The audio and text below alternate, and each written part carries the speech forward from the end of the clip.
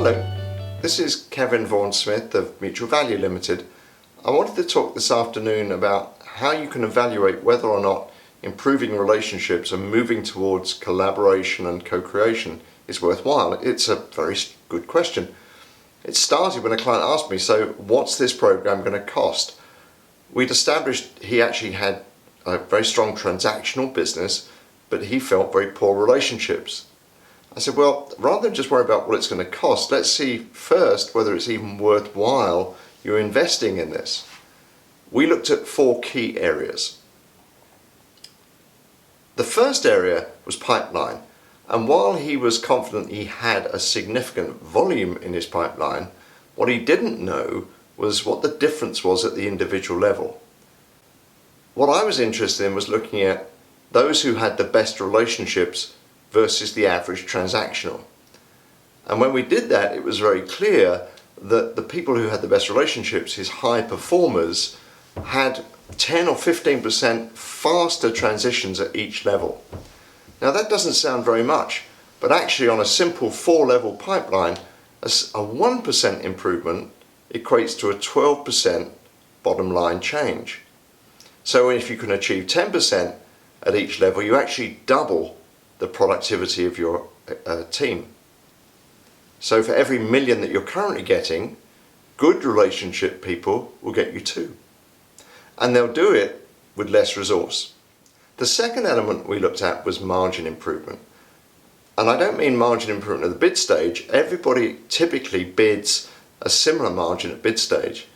It's what you recover in the delivery process once you've started delivering your service.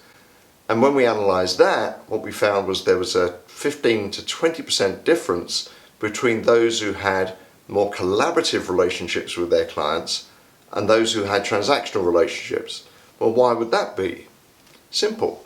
The transactional relationships were very competitive with clients. The procurement people undertook their normal role of trying to beat the price down and maximise what they got in return. The sales team are all about defending margin, change controls, contractual disputes, etc., all of which destroyed the relationship, but also meant they spent a lot of their company's money just trying to stay still. The third element we looked at was where the focus was in terms of business. Was it about new business? Was it about hunting new opportunities?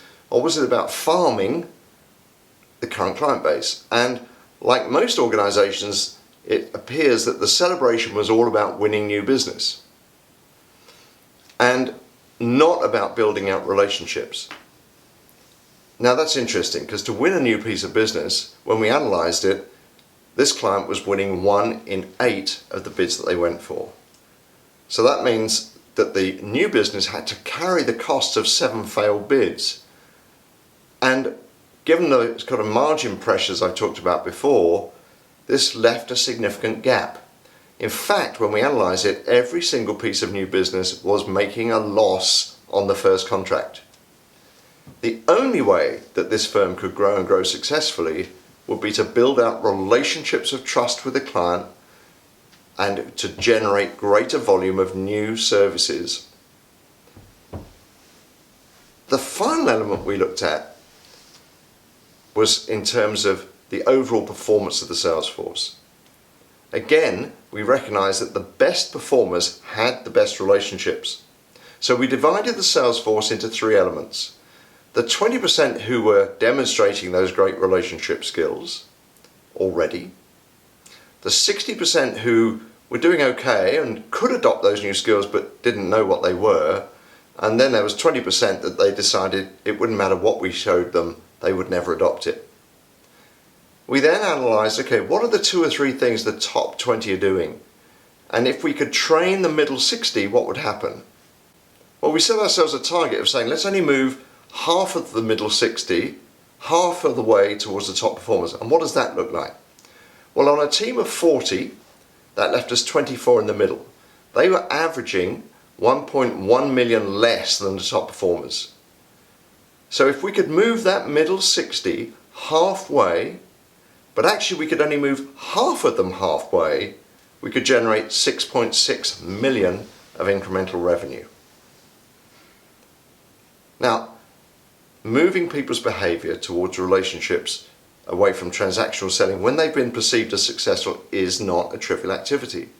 But with the kind of numbers we discovered, investing at 5% of turnover in those people turned out to be a very, very good deal indeed.